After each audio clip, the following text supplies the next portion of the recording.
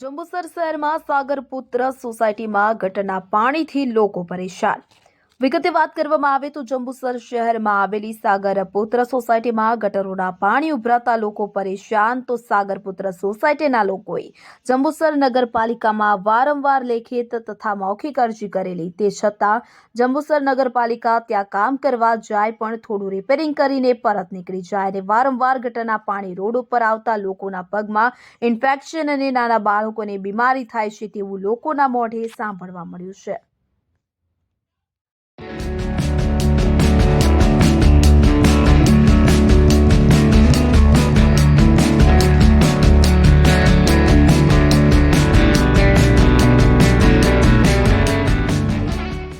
ગંદકી હોવા છતાં કોઈ અમારી વાત સાંભળતું નથી। એટલા માટે અમે હવે કોઈ પણ ચૂંટણી વાળા આવે અને કઈ કહે તો અમે એનો વિરોધ કરવાના છે। આ તમારા પગને શું થયું? આ પાણીથી એલર્જી થઈ। શેના પાણીથી? ગટર લાઈનના। તમારું નામ? શાંતાબેન રમેશભાઈ। હા, ક્યાં રહો છો? આ જ વાળી સાગર સોસાયટીમાં। બેન છે, અમને સાગર સોસાયટીની અંદર બધા જેટલી અરજી કરે એ પ્રમાણે આવે છે। સપના પર 2-5 મિનિટ સળિયા લઈને આવે, 2-5 મિનિટ સળિયા મારી અને જતા રહે। ઘરના આંગણામાં પાણી ગટેરનું આવી જાય, છોકરા બીમાર થાય, છોકરા ઘરમાં ગંદકી કરે છે। પછી કોઈ અધિકારીઓ આવતા નહીં જોવા આવે। ગોચવેરો હોય તો ગોચવેરામાં છોકરાઓ બીમાર થાય, અમે જઈએ તો આવે હળિયા લઈને 2-3 સળિયા નાખી ને જતા રહે। હવે મારા પગમાં બધાને સરો લાગે, ગોચવેરો ઘરમાં આવે, ગંદકી આવે, છોકરાઓ બીમાર થાય, ઘરના મોટા વડીલ બી બીમાર થાય, દવાખાને મચ્છર પાયકા ઘરમાં કેટલા, પછી શું કરવું પડે? આ બધા અધિકારીઓ અમારે કોઈ સાંભળવા રાજી નહીં। જ્યારે મતદાન હોય ત્યારે અમારા બાજુ જોજો, અમારા બાજુ જોજો, અમે એમના બાજુ જોઈએ તો અમારી બાજુ બી એ લોકોને જોવું જોઈએ। કેવી રીતે અમે પછી એમની બાજુ જોઈએ?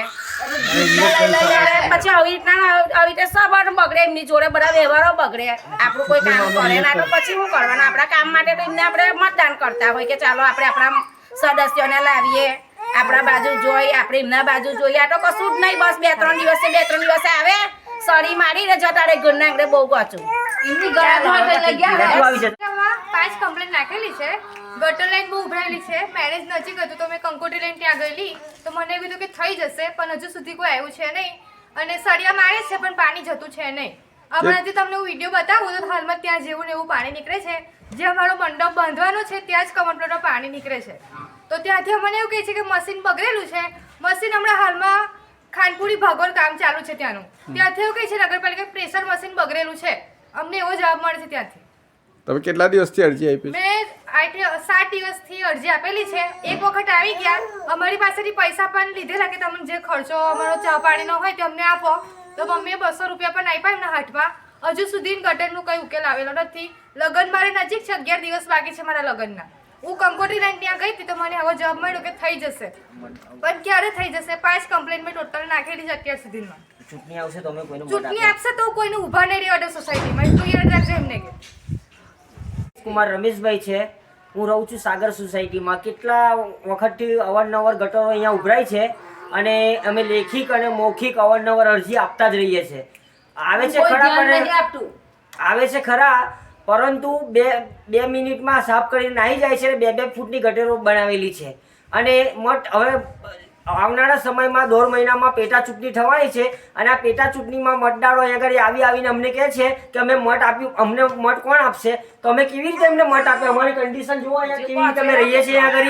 અહીંયા અમારે ઘણી બધી તકલીફ થાય છે, છોકરાઓ બીમાર થાય છે અને 2-3 લોકો છે એના પગ ખોવાઈ ગયા છે આ ગટરના પાણીથી। હવે રહેવાનું મુશ્કેલ થઈ ગયું છે અમને અને આ પેટા ચૂંટણીમાં અમે એમનો ખુલ્લો બહિષ્કાર કરીશું। અમે કોઈને મત આપીએ પણ નહીં અને કોઈ રાજકારણ પોલિટિક્સ લોકોને અહીંયા આગળ અમે ઊભા પણ રાખીએ નહીં, કારણ કે અમને ઘણી બધી છેલ્લા 3-4 વર્ષથી તકલીફ પડે છે।